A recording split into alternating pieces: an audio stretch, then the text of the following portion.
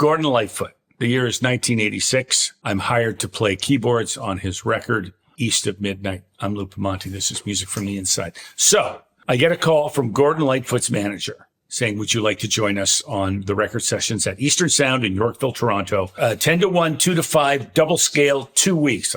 Absolutely, I'm in. I mean, aside from Gord being an international star, it was a really good payday. So we show up, and I find out that I'm actually replacing Doug Riley. For those of you who don't know, Doug Riley, a very well-known, fabulous Toronto organist and keyboardist, and he was Dr. Music, and he's since passed away. I found out that Doug just quit, and they didn't tell me why he quit. So anyways, first day, sessions start.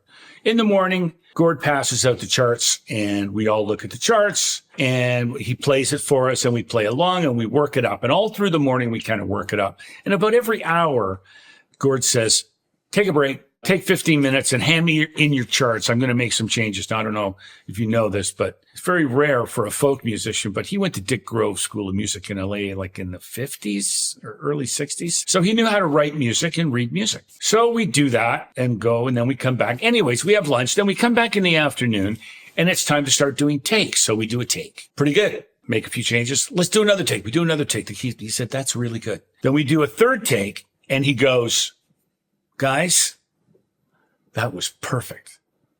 Let's try it again. Now, it was at that point that I realized that Gord had been newly sober. He was a well-known alcoholic. Newly sober, maybe a year or two. And as long as Gord was in the studio making records, he wasn't drinking. So we were actually not just the players on this session, but we were part of Gord's therapy session also.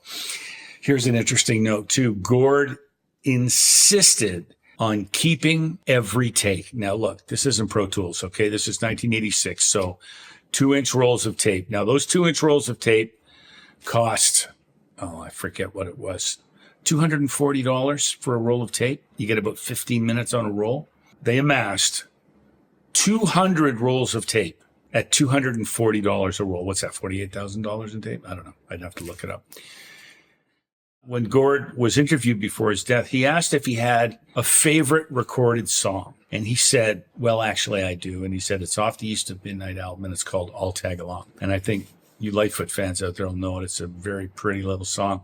I played the Rhodes on it. And so I was very happy to hear that I got to play on Gord's favorite song. A couple of years later, we inducted Gord as the very first inductee into the Canadian Songwriters Hall of Fame.